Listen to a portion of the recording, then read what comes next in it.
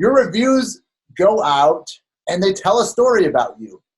But mostly, there's lack of reviews, and that tells another story too. It still tells a story of nothing, of just another agent or just another business. And so reviews can be leveraged so many ways, and there's many ways that as realtors, as many business owners, we're not going after and we're not telling the full story. Just like you talk about, political things, you can take a small clip of someone's story and completely change the narrative. When there's lack of reviews, that fit together and build out a story, it really takes, drop my pen, it really takes our credibility and diminishes it. And here's the thing, there's reviews out there that you can get if you're a new realtor. And there's reviews that you can get that don't necessarily need to be from a client. Those are great, but there's all these other elements that can go around it as well and tell a story. And I think sometimes we discredit ourselves to our own demise by not telling our full story, not appreciating our own value we bring to the table. Because in the world of Facebook, in the world of social media, there's comparison. And as real estate agents, sometimes we're thinking, yeah, that might not be as good as that person or as good as that person or have as many listings as that person. So I don't think I should tell my story. That could not be any more wrong.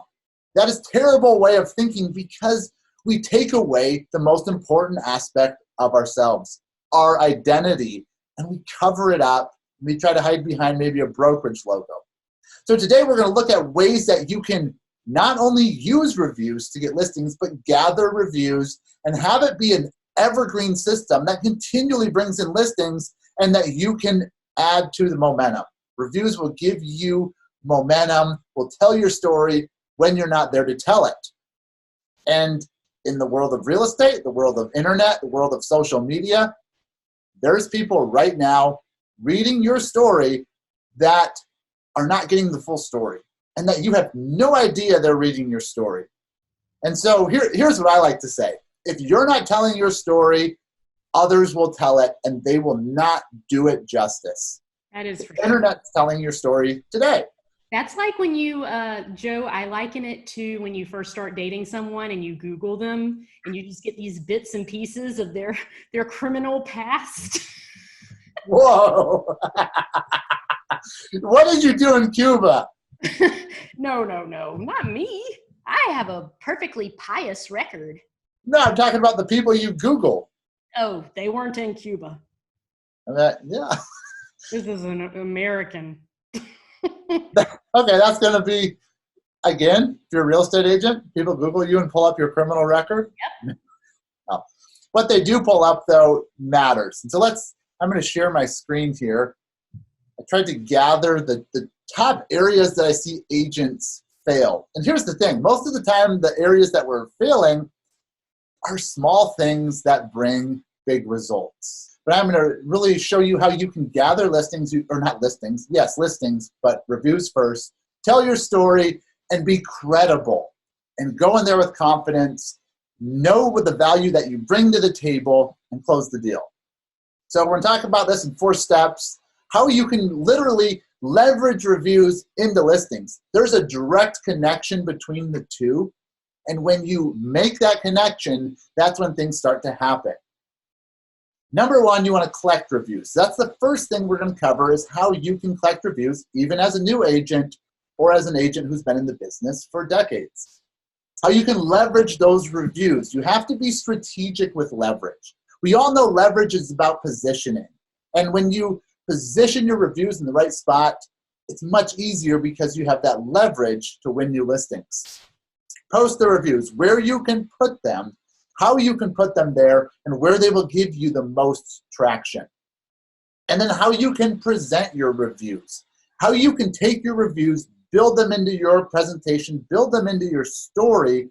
So now you're telling a story of all your past clients and you hone it over time, and that story becomes very powerful, just like a movie. You have multiple characters in that story. So first off, how can you collect reviews? The first thing you want to do is you want to list out your sphere. Friends, family, past businesses that you may be in, or coworkers from a past company you worked at, current and past clients that you've worked with. Now, these top 3 normally get overlooked because, yeah, if you want to hear about my friend who says I'm amazing, that's not going to count. Well, there's a way that you can get that review where it will count and it won't sound cheesy. It won't sound like you're trying to do smoke and mirrors. It'll really tell a story about your character, family members as well, past businesses, coworkers. You need to gather these all together. Don't sort them out yet. You're just gathering them in. Gather them all in, create a list, and this is where the journey begins. But if you don't do this, the next steps are just going to be hit and miss, and you're going to leave a lot of money on the table and a lot of low-lying fruit that you're missing, that other agents are stealing from you that you should be getting. Now, there's 3 types of reviews we're going to cover. A testimonial, which is a past client that you have worked with that will tell a story of why they chose to work with you and how you helped them. Number 2, character reviews. Your character. Are you trustworthy? What is your character like? It'll express your values as well. Very important because people go off of trust. Trust is the number 1 and the fastest ingredient to getting a listing, and a listing that will sell. Book reviews. Your book tells a story about you. And yes, you can get people to review this book. And I'm going to share with you some ways that you can really leverage that, and it'll be the pieces that maybe gather around a testimonial. So you can take a testimonial or 2 that you have of a past client, and you can frame it all together with book reviews and character reviews. So first, let's talk about testimonials. And when I see testimonials sometimes, I cringe. 1 sentence. Joe is a good guy. Great guy, sold my house in 10 days. That doesn't tell me anything. Sold your house in 10 days, could have discounted it, could have been a terrible experience. There's so many missing pieces to that story. It would make a terrible story if you said, oh, I sold my house in 10 days. How did you do it? How much money did you get? What were the feelings you had before that? So much more. Another thing that frustrates me a lot when agents say, you know, Joe, I have reviews. I have 10 amazing reviews. I'm like, where are they? They're on my desk. They're right here. Useless. Those are the 2 things that frustrate me the most about reviews. But number 1, let's touch base on the testimonial formula. Number 1, you want to ask them questions that will tell a story. What was the problem you faced before you used or met me? What did you feel about real estate agents? What did you think?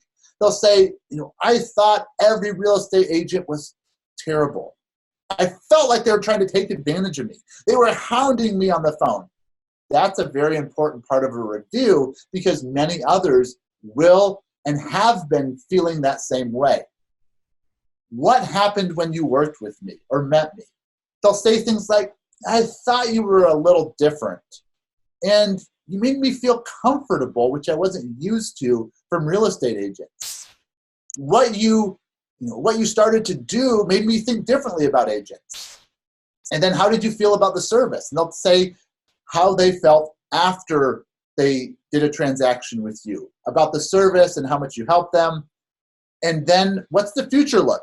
Now I can move to Texas and be next to my grandchildren, which are very important to me at this part of my life. I was able to move on, and life is much better now. And who would you recommend me to as an agent? I would recommend Joe to my family, to my friends, to anybody I come in contact with, to people I care about, because he took care of me. You see how these 5 steps build a story? You want to get the story by asking the questions and then condense it down, and it's going to be like a movie trailer. Very short. It builds a narrative. A small, what's that? It builds a narrative. So it's gonna show where the story is going. And I'm not a storyteller, but it's going to show them what they're going to look like at the end of the story. And so that's really what you want to do. You want to focus on the problem. They should they should relate to the top of your review as, yeah, I'm feeling that frustration. The bottom of your review, like, I can trust this person because they understand me. So that's something that you want to do with reviews. That's what a lot of people forget about. Just go through and ask these questions to them over the phone or in person, and then consolidate down that review. Once you ask them these questions, they will be able to write a review that has all of these condensed together. Sometimes I would record a phone call, ask them these questions, and then I would transcribe the phone call, put the review together of what they said but consolidated, and send it to them. Say, here's what I heard over the phone. Is this correct? And they'll say, yeah, because they said it over the phone. They were able to get the whole story out. You were able to consolidate the review and essentially write it for them, but they said it verbally on the phone. See if I can get my screen to go to the next one. Okay, another review is a character review. Friends, family, past coworkers, these are important too. Past clients, future clients, they're all going to say the same thing. I either trusted you or I didn't. And where there's trust, there's transactions. Where there's transactions, there's closings. And so we want to make sure trust is there. And this is called the 6 pillars of character. It's been done by many different studies, and it gets pretty detailed. But simply your trustworthiness, how you respect others, golden rule, more than just saying, I live by the golden rule. That's like a copy and paste comment I hear all over. When someone writes a character review about you, how you do live by the golden rule, how you respect people, how you treat people, and you treat people with respect and you treat them like you would want to be treated, that's going to tell a lot more than saying, I live by the golden rule. You want to get people to provide an anecdotal story instead of just saying, making a general remark. Yeah, a story they will remember, and that should be a really short story in the review. A stat or someone else's quote that you stole off, from somewhere else is not going to tell your story. It's a great point, Denise. Fairness. Are you fair? This is what they came up with on the study, but do you treat people fairly? Do you not blame others? If you're going in there bad-mouthing other real estate agents to make yourself look better, that's going to totally destroy trust and credibility. Do you care for others? How do you care for others? That comes across in character reviews. Are you a caring person? And that'll come through in micro stories like Denise just pointed out. I sent Leanne muffins today. And you sent Leanne muffins? Yep, I used DoorDash and had some muffins sent to her house to show her how much I love her as a supervisor. Nice. So Leanne works out of the office, and we work with her all the time, and Denise works with her really closely. But that's pretty cool. You just sent DoorDash muffins to her. Great point, Denise. You could DoorDash muffins to the people you're getting reviews from, and it might just sweeten your review. That's a good idea. A little bribery never hurt anybody. Citizenship, which just says you're not a criminal, right? You don't want to have Denise pull up your criminal history. You abide by the rules. If I'm going to have someone sell my house, I want to make sure that they're not going to get me in legal trouble. That's going to cost me a lot of money. So these are kind of broad, but if you listed out these 6 things and you got some character reviews, it would tell a story, and you may be surprised how people think about you and perceive you. A lot of times we're harder on ourselves than we need to be when we hear others tell about what we did or how we reacted or how we acted towards someone. It's a powerful story. So that's a character review. And so you have testimonials, character reviews. Now we're going to go into book reviews. This is what we call more of a campaign, because when you have your book, to get book reviews, you're going to want to launch a campaign. That's what book writers do. They launch a campaign when they launch a book. So this is going to be a little different approach, but it's going to help you collect reviews for your book. Here's the deal. If you send out an email campaign, you already have your sphere of influence listed out, an email campaign that's going to list out some emails that are going to ask people for reviews, and you're going to be offering your book to them if they will review your book. And then it's going to go to follow up. We know not everybody replies to emails. We forget about emails. They sit in our inbox. We scratch our head. And then the next day goes on and they're lost. Follow up is critical. A lot of times people aren't ignoring you in emails. We have busy lives. If we follow up with a phone call, remind them about the email, much better response rate. You're going to mail them the book for them to review. This is how you get book reviews. And I'm going to give you a tool and some templates for all 4 of these steps. An email launch campaign is going to be similar to you launching your book. So you're going to let them know you've been working hard to put together your new book, reaching out to some people in my circle to read it and offer feedback on content. My book is full of helpful information to help home sellers get the most possible money, the most possible on their sales, including tips on staging, pricing, negotiation, closing, and more. I want you to be the one of the first to have a copy because I trust your opinion and think my book could be really beneficial if you're looking to sell your home now or in the future. So these are emails that are letting people know that you're launching your book and that you value their opinion and you want their feedback. We call this week 1. Email goes out. People read it. They say, oh, it's amazing. John wrote a book. John's writing a book. This is incredible. I'm going to think about that. And then week 2, another email comes in and just reinforces that last email and builds on a story. Week number 3, another email. Week number 4, another email. These are all building. We've had agents use this, and they've all said the same thing. No, Joe, people didn't respond to the first email. But the 2nd, 3rd, and 4th, I started getting responses, and they weren't upset. And so we built out templates here, which I'm going to give you, that really break it down how you can launch your book and how you can gather book reviews. Now, after 4 weeks of emails going out, a follow-up phone call, you can see who opened the email. And those who opened the email, you're going to follow up with a phone call and say, hey, just checking to see if you had a chance to send me your mailing address so I can mail you this book. You're going to get responses on probably email 2, 3, and 4, and then you're also going to get responses if you follow up with a phone call. Or just follow up with a phone call for those who have opened the email. Then you're going to simply mail them the book. And you're going to let them know that, thank you for taking the time to review my new book. I look forward to hearing your input as I work to improve my next print run. Now, maybe this is a prospect that you haven't worked for, or it could be a client. You could address it to a client as well. I like the personal Post-it notes. It says that you're personally giving them something. You're writing a note to them personally. So they get your book, they're going to feel obligated to review it. Next, go ahead.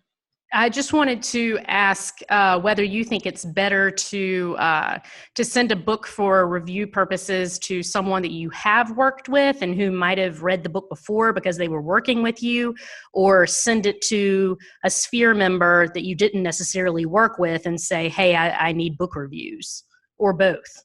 Both. Your Sphere is going to have a lot of great reviews.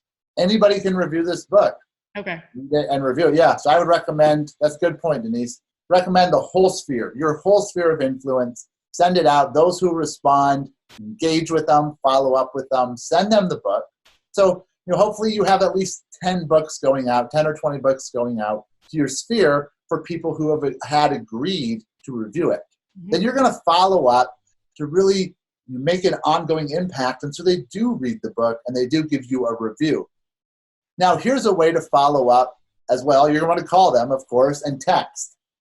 When you call them, let them know why you called. You're calling about the email I sent, about the book I sent. I want a review. Don't divert into, do you know anyone buying or selling? I would stray away from that. You specifically want them to review your book. You don't want to scare them off and them feel like you're going to try to exploit their sphere of influence. All you need is a review at this point. Take it one step at a time and build on that. And if they don't call, text them. Here's the thing with being persistent to get a hold of someone. If you're courteous, if you're respectful, if you bring clarity to why you're reaching out to them, the email I sent you, the book I sent you, by the way, did you get a chance to hear my voicemail? I sent you a voicemail. I was going to just checking to see if you had a chance to review the book. Be non-confrontational, but follow up consistently and persistently. We live busy lives. I live and die by my calendar. My calendar's messed up, or I lose something on my calendar. I'm probably not going to show up. And then follow up with the book. Say you sent this out to 10 people. 5 of them didn't respond. They said they would review it. You know what I would do? I would send a personal thank you card thanking them for reviewing the book. If I have your book sitting on my desk, a text in my phone, an email in my inbox, a sticky note on my book, and then I get a thank you card from you thanking me for reviewing your book, and I did not review it yet, better believe I'm going to be picking up that book. I'm going to be reading it. Or a lot of them, they'll just kind of skim through it and give you a review, which that's fine as well. So this is just a way to really get those reviews coming in, because you got to get reviews in order to leverage them. So the 3 types of reviews that we covered: testimonial, character reviews, and book reviews. All very important. The first step to this is collecting reviews. You have to be methodical about it. You have to be strategic about it. And you have to follow through. First bridge you're building is getting reviews. Build that bridge, get the reviews over and to you, and then we can go to step 2, which a lot of agents gather 1 review, throw it on their desk, gather another review here, forget about it, sits in the email box. It's just scattered. That's not how you build a story. I do have another question. Sorry to interrupt, but do you think that when it comes to these book reviews, are you going more for quality or quantity? Because what you said a minute ago about, people skimming through and leaving a review brought to mind that question. I was just curious about what you thought. Is it better to have, a number of more bare bones reviews, or a few that go really in depth and you can tell the person really sank their teeth into it? I would say both, because on book reviews, some will just be a sentence. Some will be a paragraph.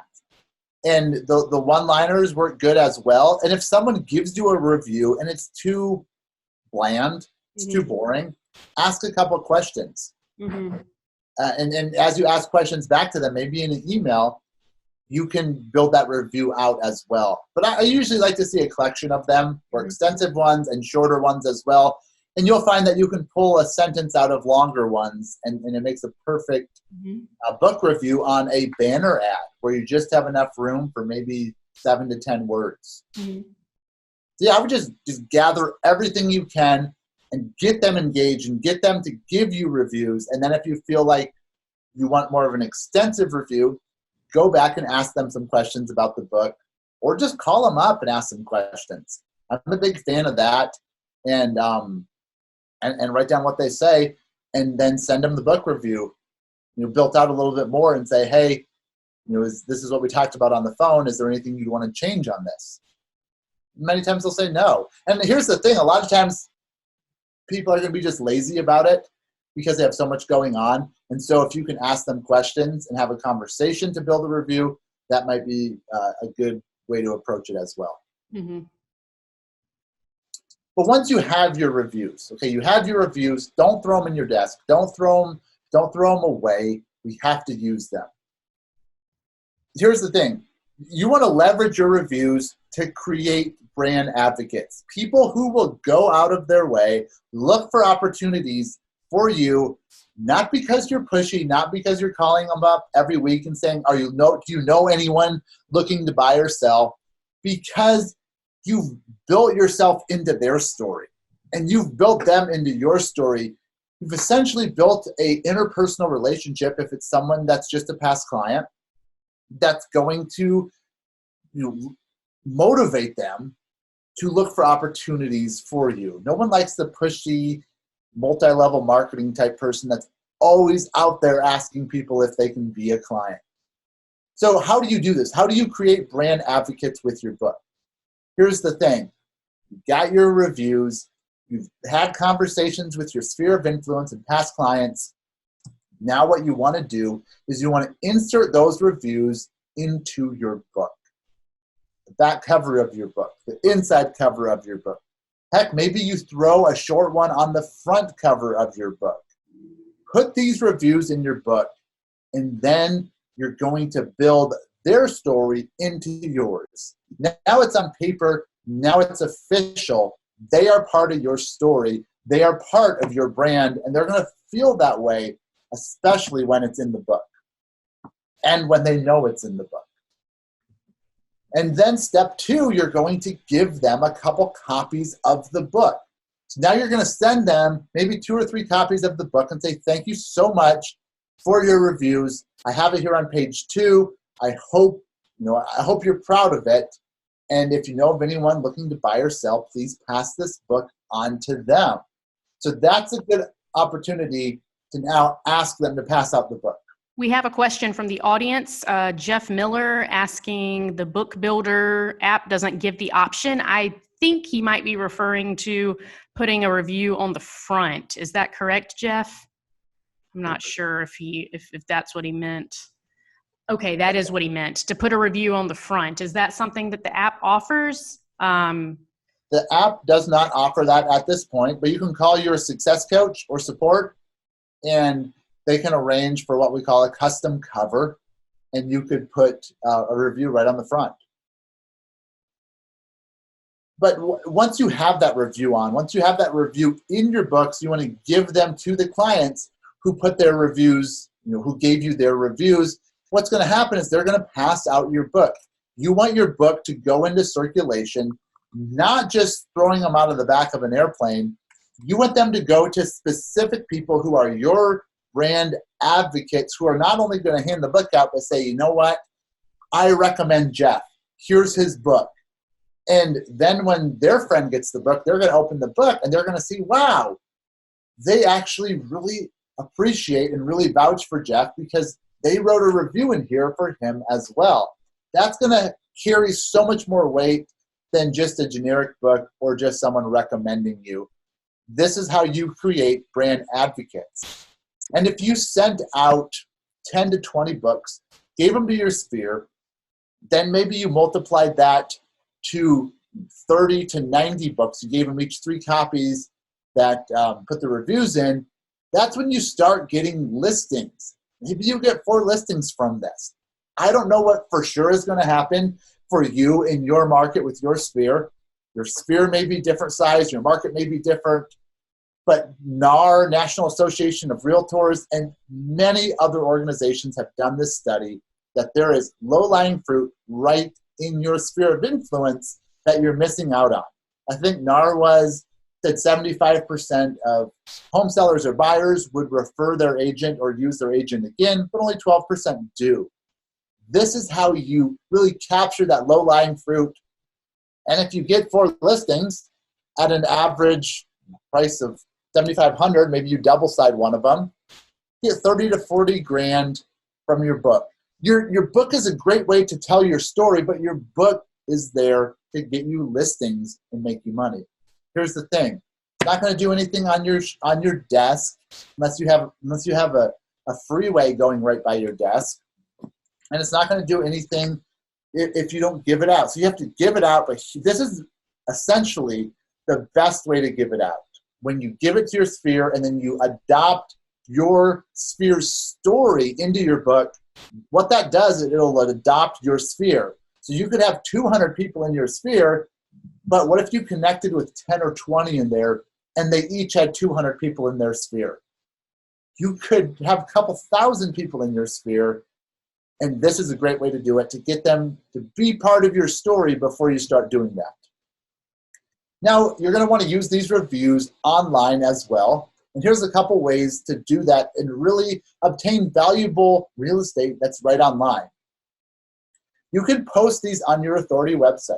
Again, connect with your success coach and see how you can do that. You can have your book reviews on your Authority website and social media as well. Put these on banner ads. Share them on social media. And if you have people that have put reviews in your book, they're probably allowing you to use their name because they're in your book. Now you could do a banner ad on your Facebook that has a review with the last name and then has an offer to get the book. And maybe that person will share it on their Facebook. They're already in your book. They're already committed to you.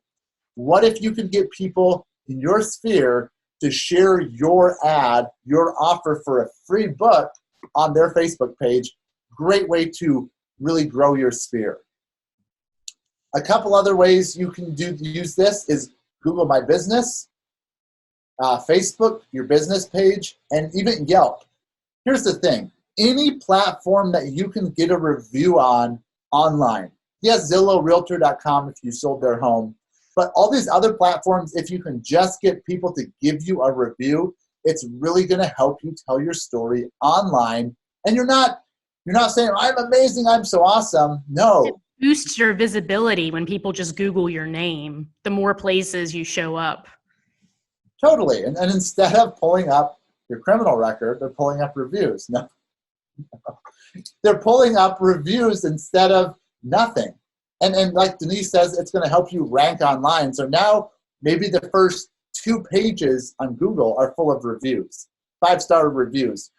But here's the thing. A lot of people, if you say, hey, will you go to Yelp and fill out a review? Oh yeah, I'll do that one day.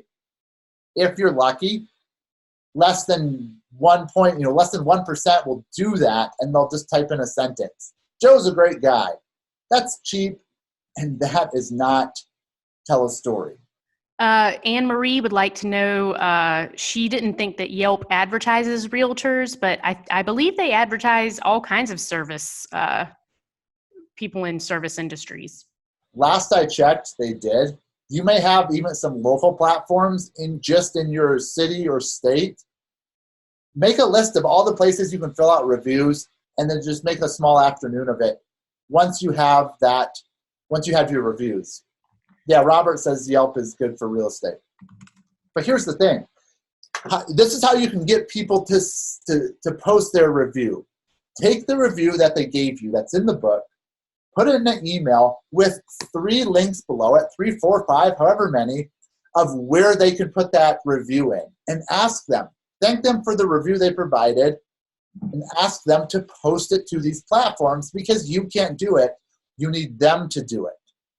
This is how you can get extensive and really reviews that are going to catch people's attention on these platforms. And it's going to help rank. If Google sees the same review on Yelp, the same review on your website, same review on Google Business and Facebook, that's going to help build a connection between all of them.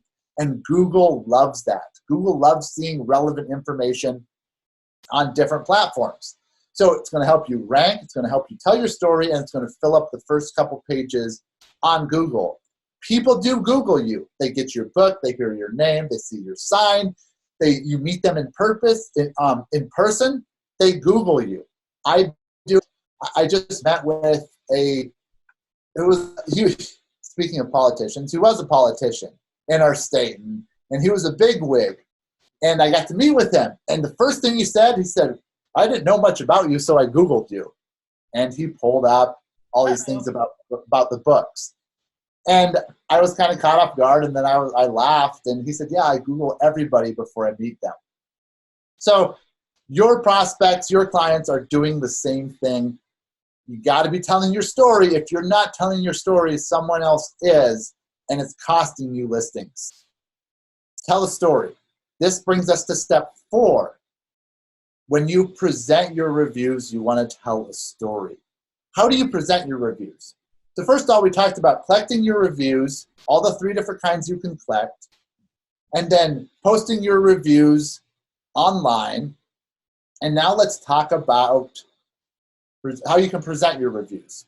Now, you want to build your reviews into your story, into your pre-listing presentation. You want to know these people, the tip of your tongue, know their story, and so you have it in print in their pre-listing presentation, and then it carries over to the listing presentation. So I can say, just like Mary over on Elm Street, she struggled with the same concerns, and here's how I addressed them with her. And right now, she's moved on to Texas, where she's with her grandchildren. When you say pre-listing presentation, do you mean like the marketing package that you send out ahead of time? to warm up a lead?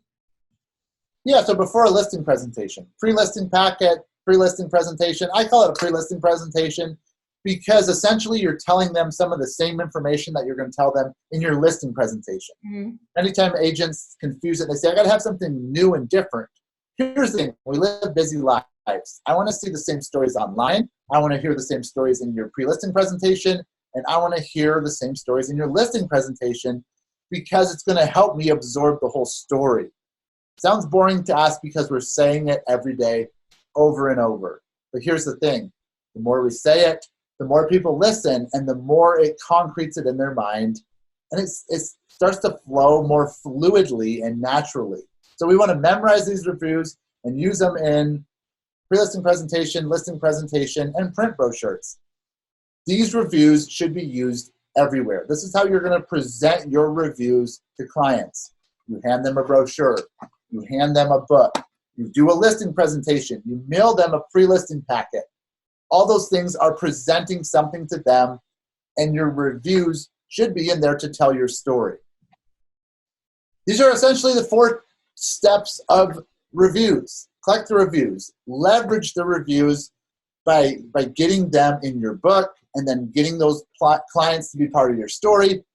Present your reviews and post your reviews.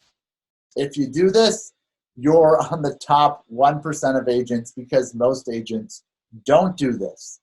They don't see the initial value in it. But I've talked to agents before that have done this and started this, and they're telling me conversations they had with people they thought knew that they were a real estate agent and that they wanted them to refer them. And by just reaching out for reviews, they got listings.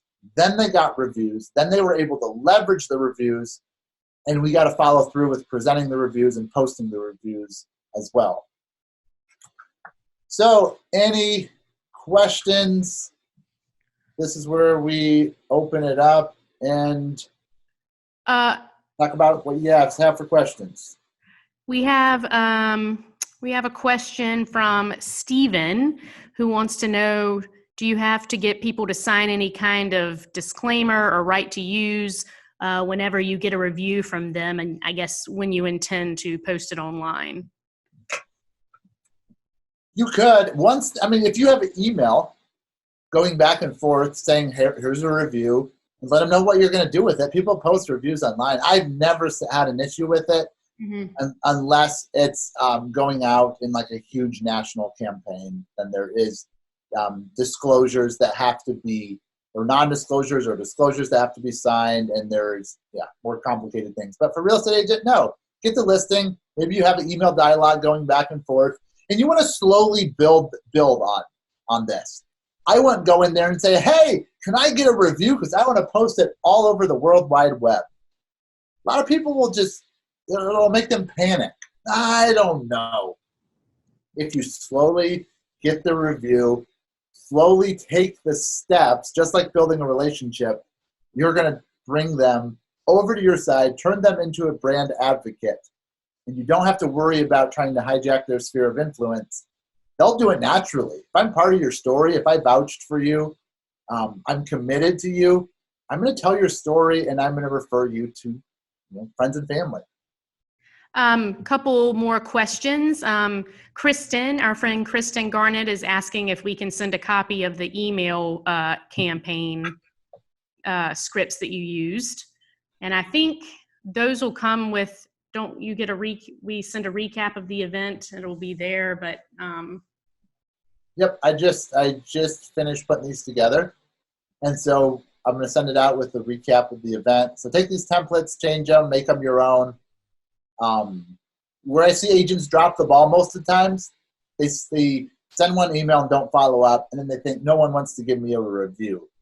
And that kind of messes with our confidence. And that's not true. Most of the time, it's just people are busy. We have to continue to follow up to get those reviews and to bring them over and turn them into a brand advocate.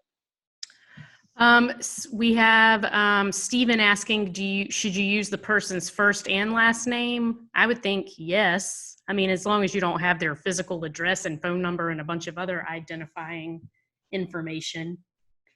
Definitely first name, last name, phone number, social security number and criminal record. No. First, first and last name. First and last name is great if they'll let you. And here's the thing: if you go in there and be like, "Can I have your first and last name because I want to post this review," and it sounds self-serving. Ask the questions. Get them to tell the story. Build that human connection. It will be invaluable because you'll be able to have them naturally go out and vouch for you. And that's what we want. It takes time, takes a little bit more energy, but the reward is ongoing versus just, turning one person into another listing and then calling it quits. Mm-hmm. Yeah, I think Robert's asking about asking questions to get them to talk a little bit more, which we covered a little bit earlier in regards to the questions for testimonials. So is that what you're referring to, Robert, the testimonial reviews or the books? Okay. We'll be sending out a recap of this event. So if you missed any notes or anything like that, you'll be able to see them then. Yeah, and Robert brings up a good point. Is it good to ask them questions to answer to lead them into telling the story? Yes, the quality of your questions will determine the quality of your answers. This is something that you'll probably hone a little bit over time. Get them relaxed and just ask them the questions. Like Robert says here, how did we meet? What made you select me? What did you like most about my service? I like to start with the problem. How did you feel about real estate agents? And here's the thing. If they're going to go, they got to feel comfortable. If they're going to go off on real estate agents, hey, just agree with them. There's people who will take advantage of you in any industry. Yes, real estate has earned a reputation similar to used car salespeople, where people feel taken advantage of and feel that realtors make too much money off of a deal. And so I like to agree with them, not be combative, and then they'll tell you the real story. They'll say, Joe, when you first came to the door, I thought you looked like a freak. I've had people tell me some crazy stuff, but I just laugh. And I think keeping it lighthearted allows them to keep getting it out.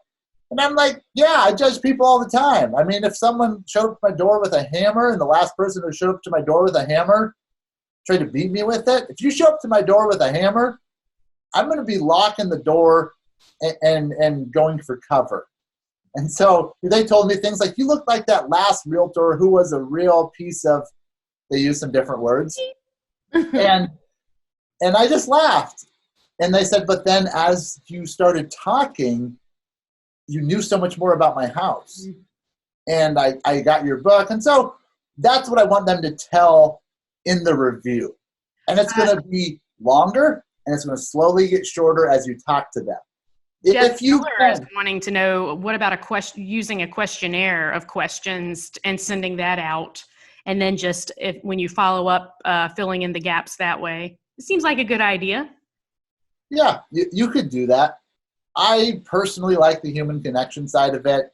I get people to tell me things that they really thought about me, and I that's what I want.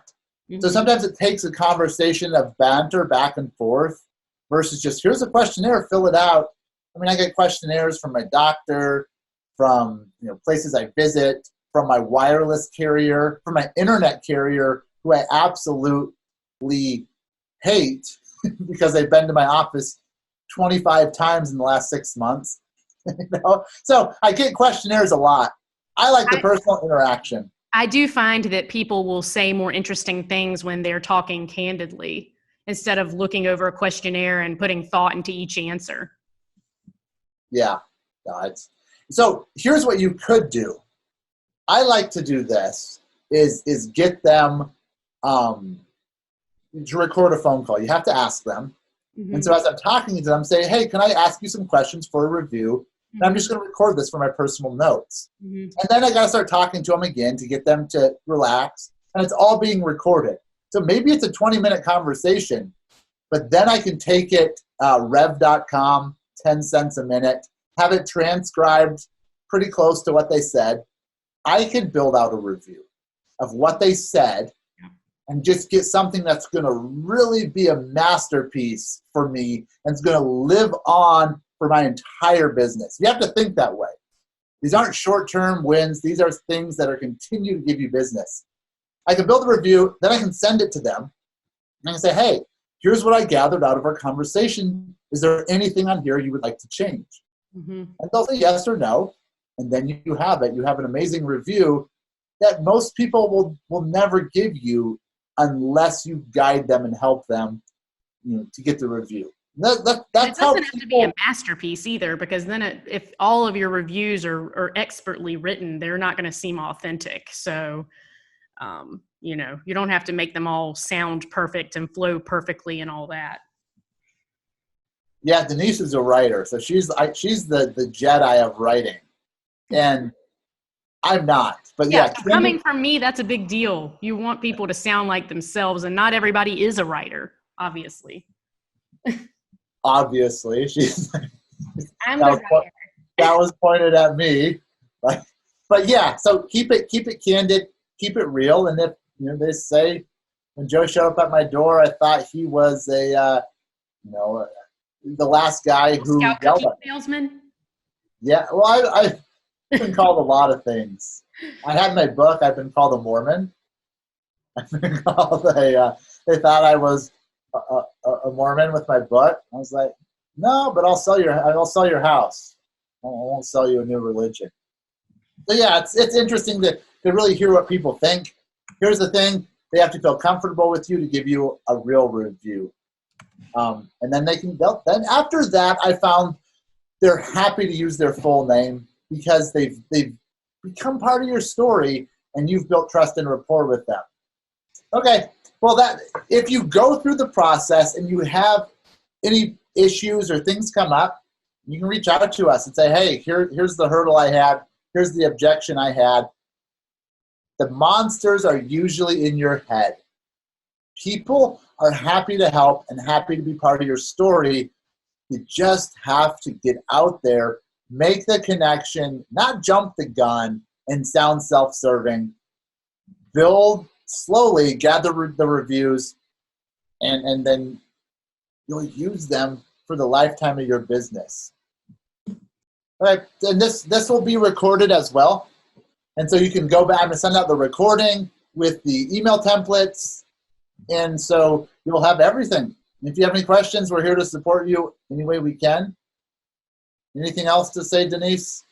Thank you for coming. I think this has been a good event, and we really appreciate your feedback. We'll write you a good review for being a good audience. We want your review. Yeah, you can review us as well. That's true. That's a scary thought.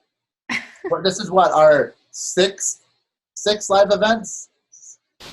No, I think this is only our fourth. Well, I have ones in between. Right, this is our fourth one. So yeah, getting ready. Q&A events, but I hear those are great.